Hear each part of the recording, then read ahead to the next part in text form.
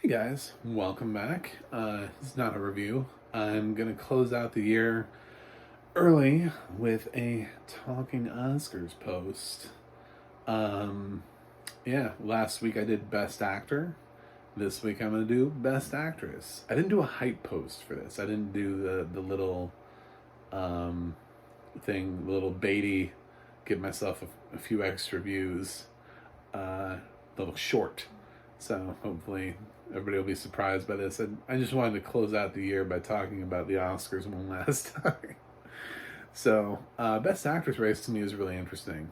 And one of the reasons, as somebody pointed out in my last video, when I talked about the Best Actress race the last time, was I have a deep feeling about Michelle Williams, and I've now seen the Fablemans, and I do not think her screen time eclipses Paul Dano's in such a way that would cause voters to look at her and say that's a lead performance versus Paul Dano's supporting performance. I think we have a problem where she's being campaigned in lead. Before the Fablemans came out, when people were starting to talk about Oscar buzz and they knew what films were and they knew where the actors were and stuff, and people were doing really early predictions before they even saw films, Michelle Williams was in the supporting actress race. And she was very much a front runner for that race. And then for whatever reason, Universal decided, hey, we're going to put her in lead actress. I don't know why. It didn't free up anything. There isn't really somebody to campaign for supporting actress. None of the young actresses that play the siblings to Gabrielle LaBelle's Sammy Fableman, none of those sisters are going to be nominated. There just really isn't a performance that, it's not like she was moving away. Like, the supporting actor category is crowded for the Fablemans. They're running Paul Dano, Judd Hirsch, and Seth Rogen. So moving Michelle Williams didn't help them. It just put her in a different category where she has less screen time than the people she's competing against. And it kind of confuses things, because you would think, since the film is about Sammy Fableman, that his parents would be both supporting. It's the same concept that we had with our film last year with Kenneth Branagh's film where I can't think of the name. Jude Hill was the lead, and actually, I believe, submitted in lead. They actually tried to get like a 10-year-old an Oscar nomination in lead actor. I think they knew that he wouldn't. Oh shit! I just knocked my camera. Sorry. I think they knew that he wouldn't be nominated, but they went for it anyway, and all the adults were submitted in supporting. Like, they knew. Now, granted, that only worked out for nominations for Kieran Hines and Judi Dench, but in this case, there's only one supporting female. So Michelle Williams couldn't possibly have been Judi Dench by someone. She didn't have competition coming out of her film.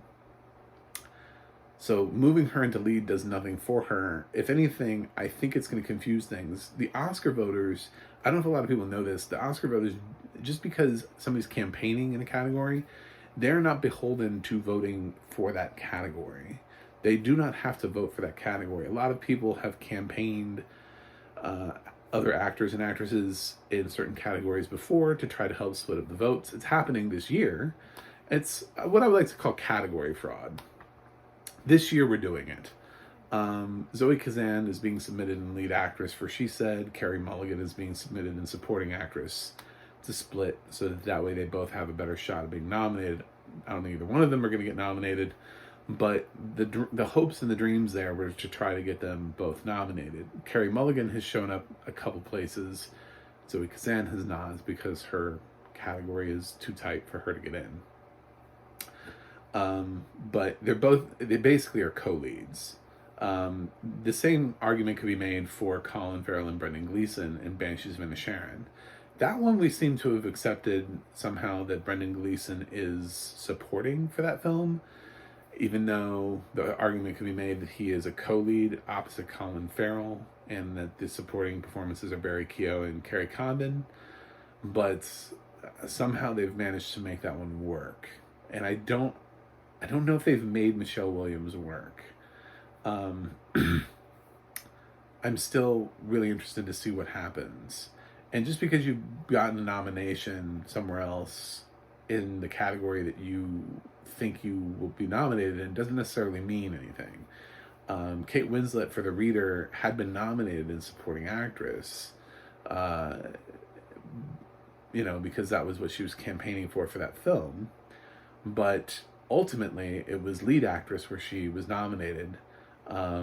And what they were trying to do there was get Kate Winslet 2 nominations, because she was also eligible that year for Revolutionary Road. And they were campaigning her for lead for Revolutionary Road because it made more sense, because DiCaprio was lead. So why wouldn't Kate Winslet be lead? So they put her in supporting for The Reader, which doesn't make any sense if you've seen that film.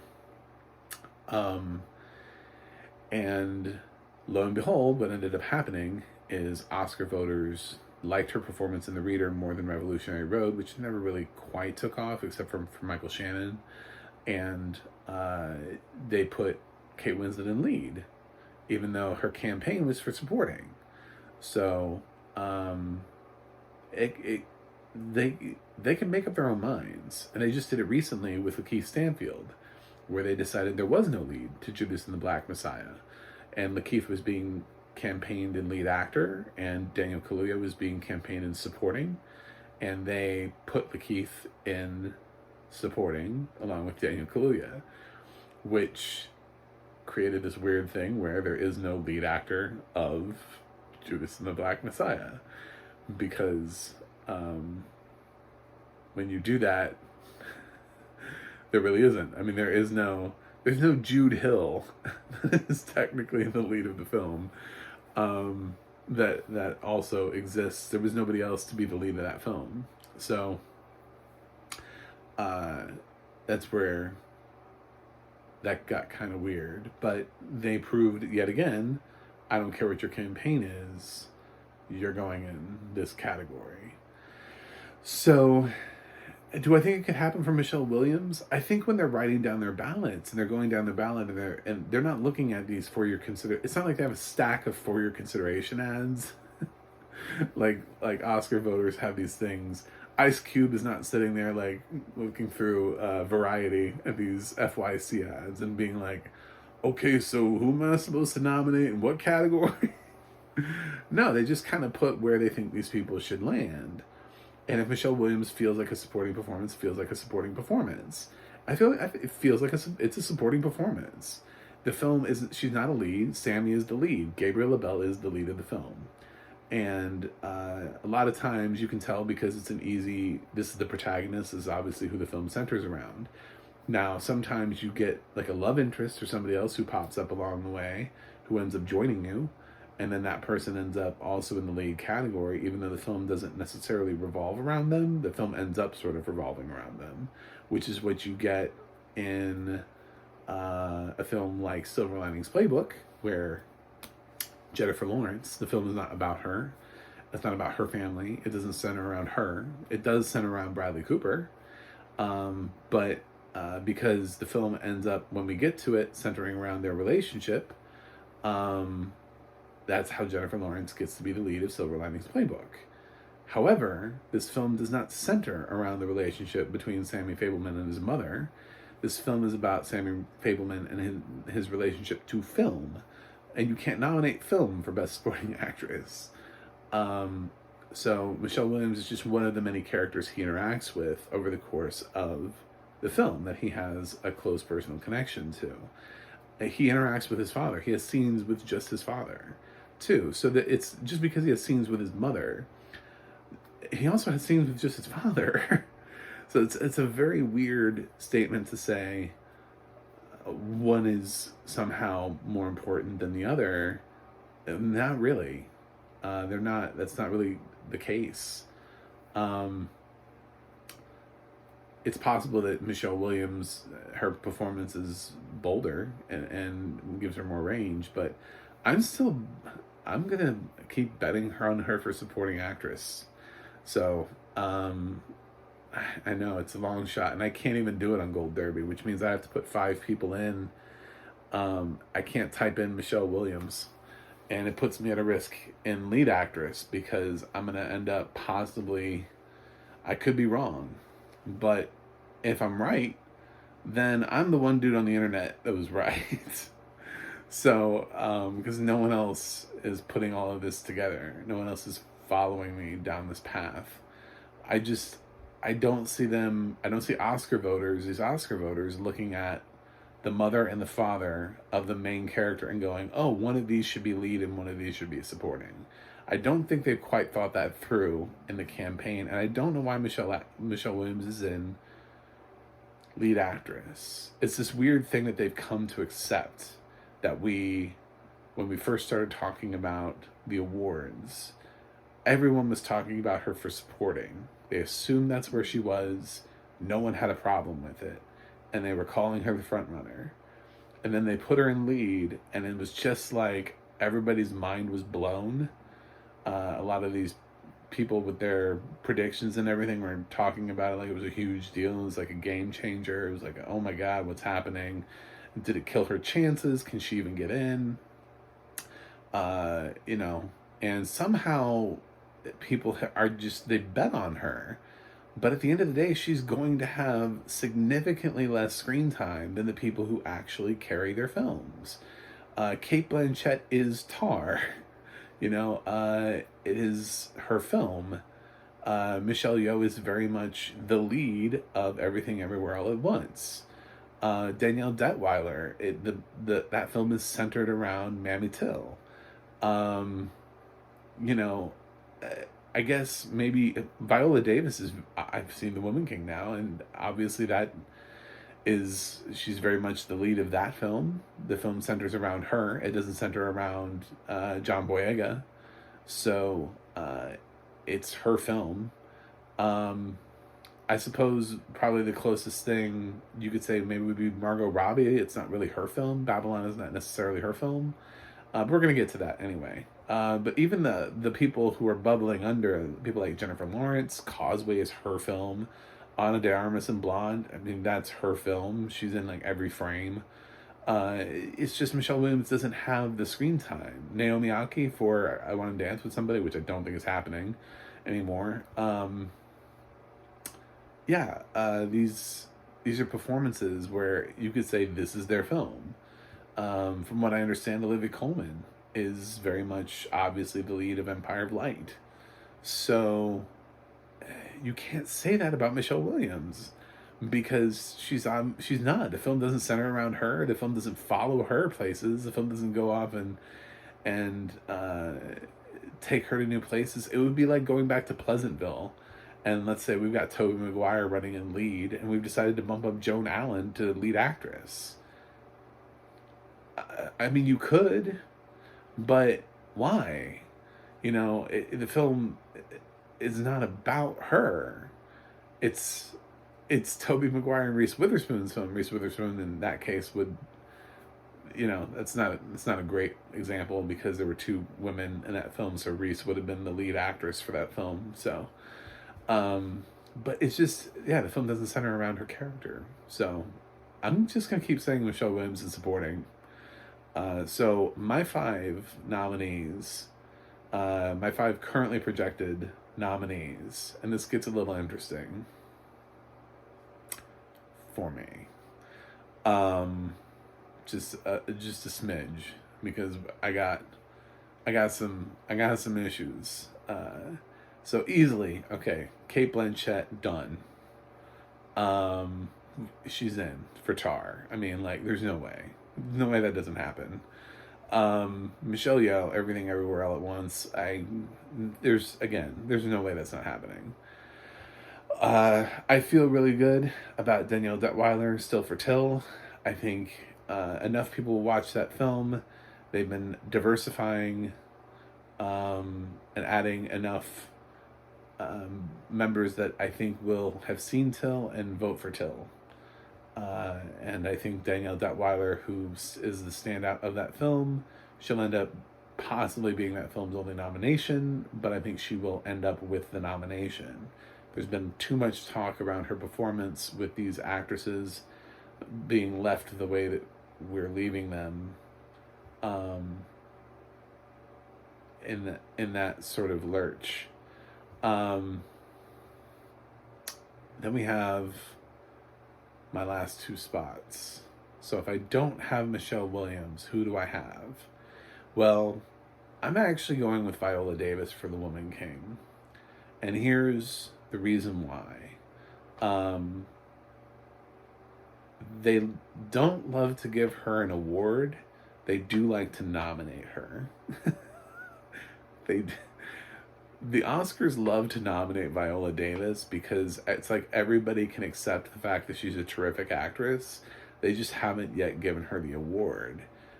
This film's not going to give her the award, but I think there will be enough people who are watching The Woman King and nominating Viola Davis. I think Viola Davis is going to get in. And for my fifth spot, I'm going to controversially go for Olivia Colman for Empire of Light. And I've heard a lot of talk about how there's going to be a lot of British support, British love for her. Olivia Colman is also somebody who has racked up a lot of nominations in a short period of time. She's already won once. And she's like a 3-time nominee. This will be like her 4th nomination, I believe. So I think Olivia Colman could end up with a nomination here. I think there are other people in the film. You may not like the film. It's a film about film. So it's a film that it feels like an Oscar film to me. It's directed by Sam Mendes. I think a lot of people will watch it because it's got a solid director. It's got a great cast. It even has a nice supporting cast.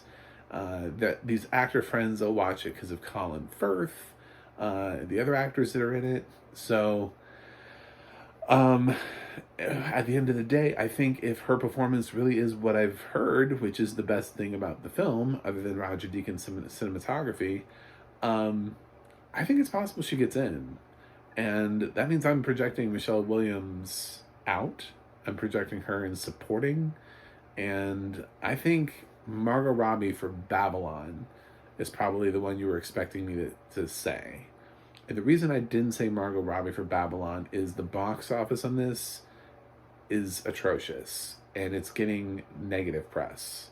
It's getting the kind of articles written about it right now that you don't want written about your film, which is your film will not financially make money.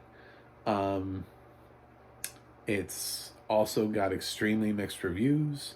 I think it's like bubbling right at Rotten Fresh on Rotten Tomatoes, so it could end up being rotten at the time when people are voting for it.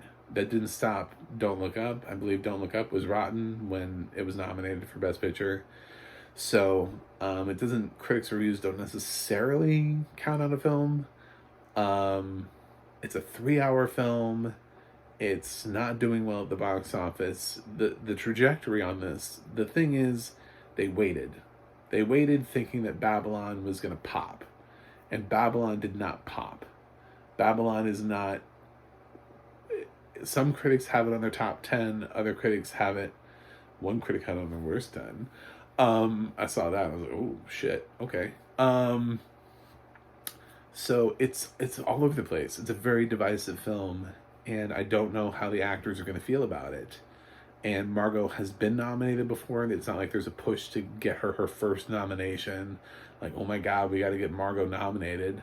So, I think Margot could end up being the surprise snub this year where people feel like, oh, she should have gotten it. And then, lo and behold, Olivia Colman for Empire of Light, a film that most people are writing off, ends up getting in. So... I don't think there are really anybody else. I'd love to see Emma Thompson get nominated for Good Luck to You, Leo Grande. That would be one that I'd be willing to throw away whatever points I could get on Gold Derby and be wrong about it and be like, hey, you know what? Emma Thompson steals a slot. Fuck it, do it. Take my points. I think nobody saw her film. I just don't think anybody saw her film. Um, Ana de Armas is not getting an Oscar nomination for an NC-17 film. We're not at that point in our lives, and the film was poorly received. If Blonde was a film that critics were putting at the top of their list and was NC-17, and Ana de Armas was delivering that performance, maybe I would say yes. But unfortunately, I thought her performance was incredible. She's not getting nominated. Jennifer Lawrence isn't getting nominated. Naomi Aki's not getting nominated. So, yeah. So those are my top 5. I know that blows. You got a huge intro to get to this point, but I really needed to explain the Michelle Williams thing because I got a comment on it from somebody who was like, "Hey, she's being submitted in lead." It's like, I know she's being submitted in lead. I'm fully aware of that. I also understand that they're not beholden to voting that way. And I think that when you look and you're filling out a ballot cold, with just like open blanks, insert name here, and you're not looking at the trades, you're not looking at the for your consideration ads, that's the kind of shit that the critics look at. It's the kind of stuff that industry insiders look at. That, who's submitting where? Who are we trying to vote in? No, I think actors don't have time for that. And they look at the thing and they think about the films they've seen and the performances they loved and in which film. And I just think it's a hard call to say that they're going to vote for Paul Dano in supporting and Michelle Williams in lead after having seen The Fablemans and actually seeing that they have relatively the same amount of screen time, and also that the film does not center around Michelle Williams. So you're asking a lot of actors. Could I be wrong? Absolutely. She's been nominated enough other places in lead that possibly they're just going to get used to seeing that trend. However, Kate Winslet was also nominated in supporting in other places before she was nominated in lead. So take what you can get, I'm swinging for the fences on this one. There's always something that surprises. There's always a nomination that nobody's technically says that they saw coming. And part of being the Oscar predictor is being able to try to see that one thing that no one else sees coming. And I think this Best Actress race that everybody thinks is a lock, which was not a lock last year and left Lady Gaga out in the cold for Penelope Cruz, could very well, yet again, prove to be not the 5 people that every person on the face of the planet thinks is going to get nominated. So, those are my predictions. Let me know what you think in the comments. Also, subscribe. I would love for more subscriptions.